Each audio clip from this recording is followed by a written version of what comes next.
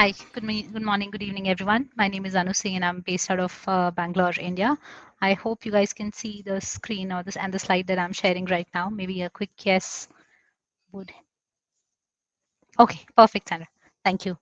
So the topic that I'm planning to speak on today is essentially about the impact that blockchain as a technology is making on food supply chain. Now, if I could just straight dive into it, if you look at the way food industry has changed today and the kind of, I would say, discomfort that most of the consumers have with the food industry today comes from four key areas that is the challenge in the industry. The first one is about food safety. And we've seen it time and time again, examples of this from all across the world in terms of, the E. coli epidemic that happened in the US a few years back. Then even with the swine flu that happened in India a couple of years back. So we always keep listening or hearing news of how different infections or how different diseases have been spread through the food industry, and obviously the closest one that we are going through right now in terms of some of these diseases actually originating due to from the food industry itself. Now, it's again an industry which is a necessity in the market, in the sense that you can't really do away with food. So you have to have food. You need to still be able to consume consume what you have with a certain degree of safety.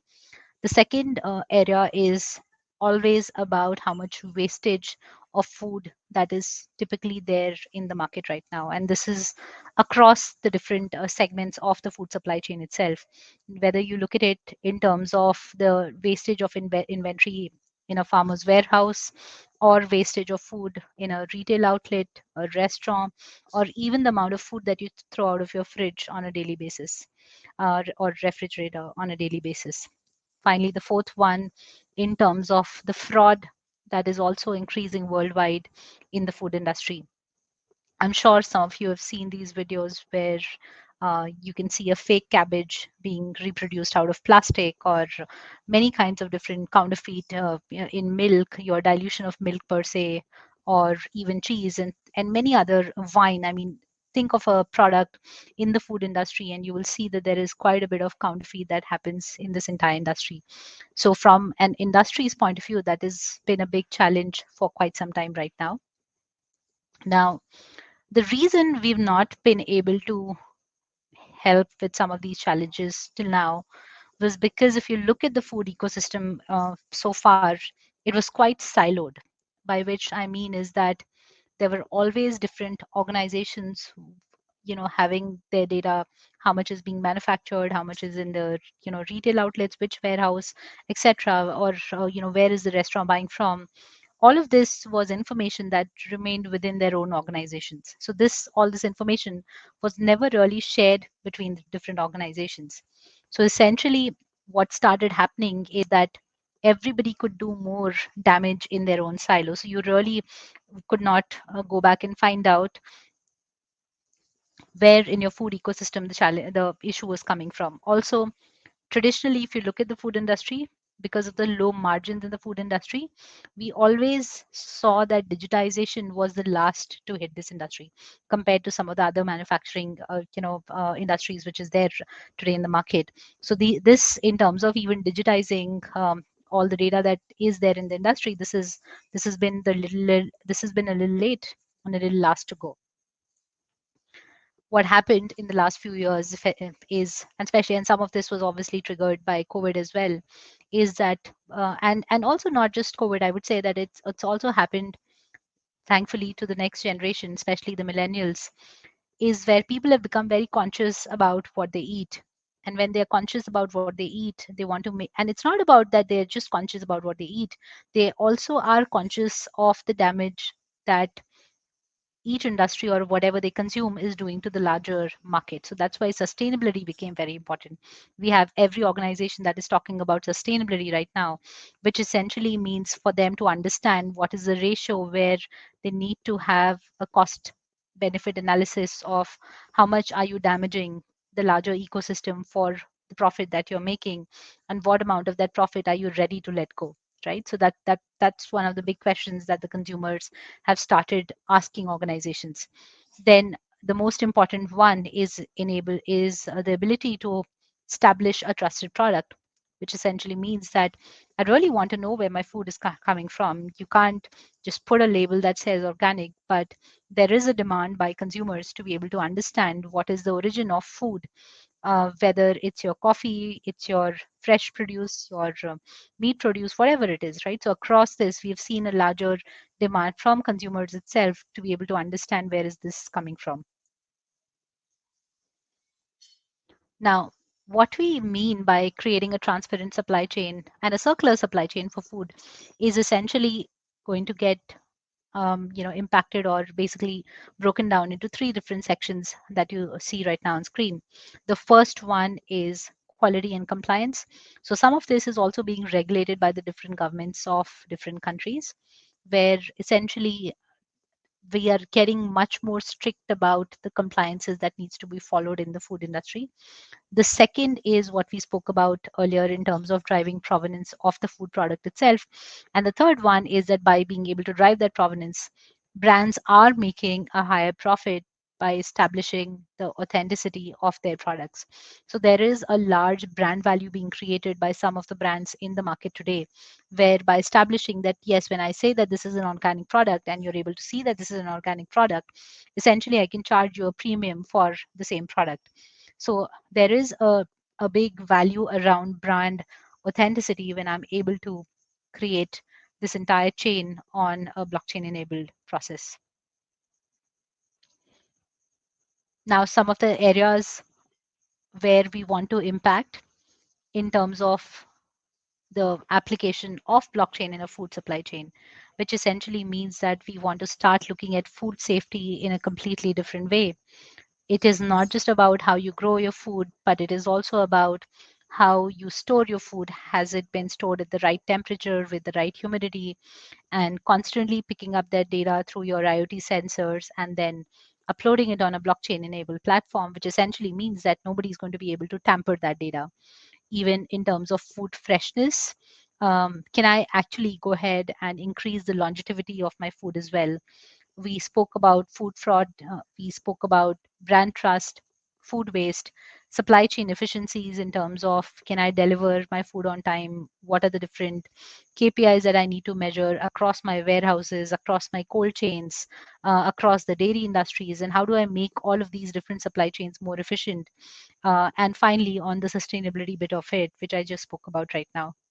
Now, before I go ahead and talk about why or how do we do or how are we driving a transformation by blockchain, I want to talk about what is the reward of this transparency. Because if we are talking about it so much, and it's not just us, governments are talking about it, organizations are, manufacturers, farmers, everybody's talking about creating a more transparent food supply chain.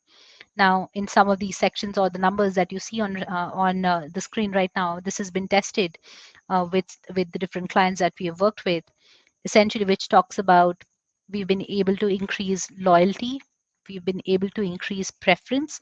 We've also been able to increase associated preference, by which I mean is that if I trust a certain brand for one product, and I've been able to establish the provenance of that product, there is a higher chance that I will also trust other products coming out of the same brand. So, and over a period of time, we've been able to increase consumer preference for these brands where food provenance has been established.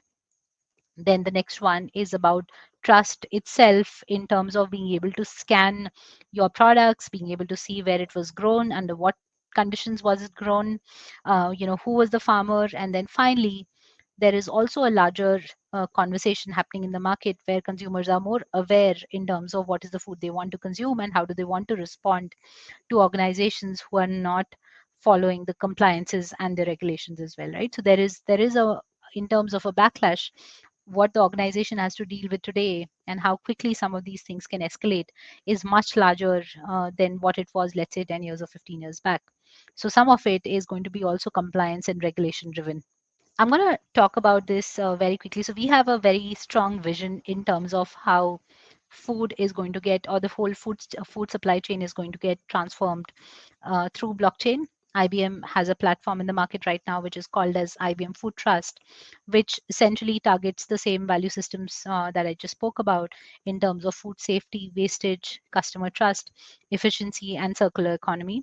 What it allows you to do is basically it allows us to connect the different parties of an ecosystem, from your food suppliers, growers, your regulators, your third party carriers, retailers, your warehouses, all of them on the same ecosystem, and create a provenance of every transaction across a food, from a manufacturing to of a food, to storage of that food, to an actual consumption of that food as well.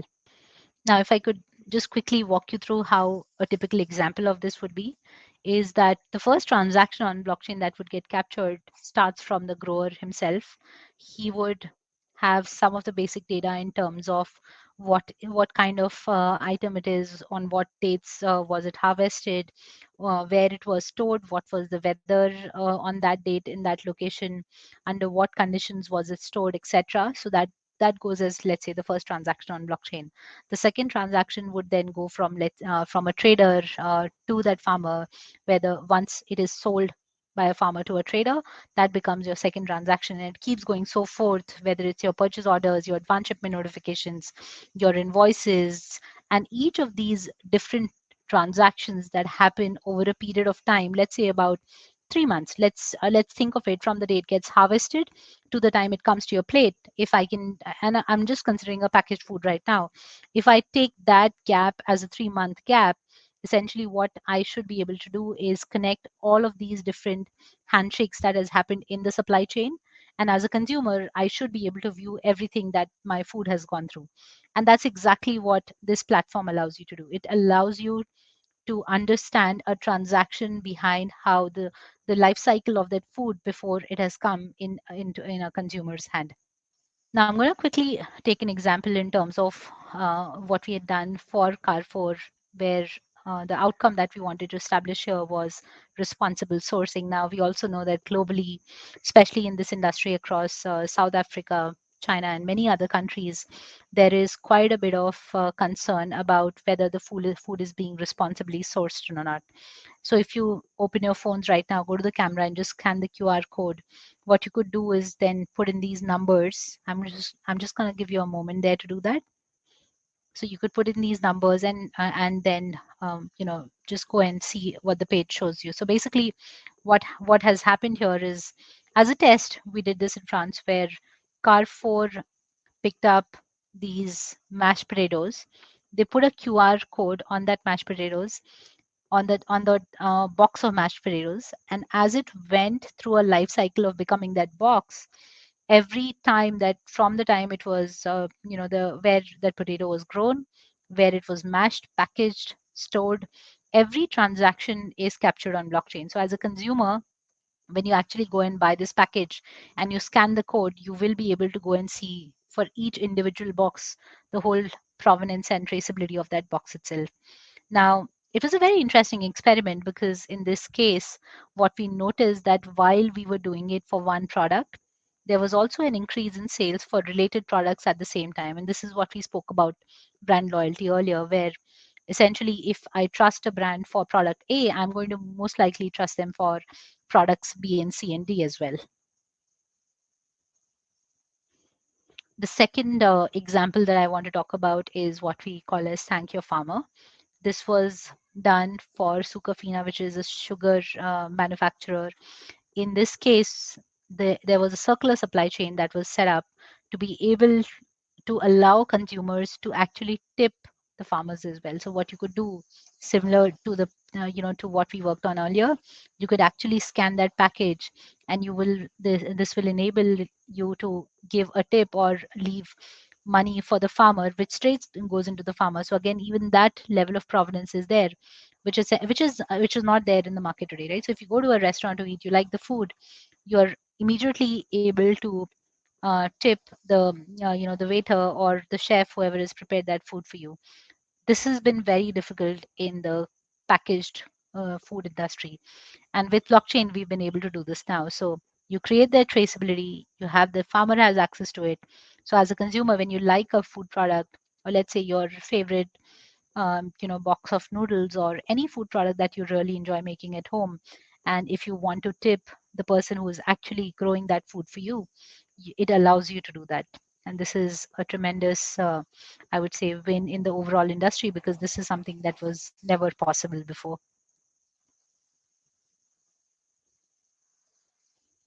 A similar work is also being done in the coffee industry, where what I just spoke about for the sugar industry, we're also doing this in terms of being able to thank your farmers or thank the people who are growing your coffee by enabling people to send payments and donations, make donations for these farmers and the coffee growers across the world.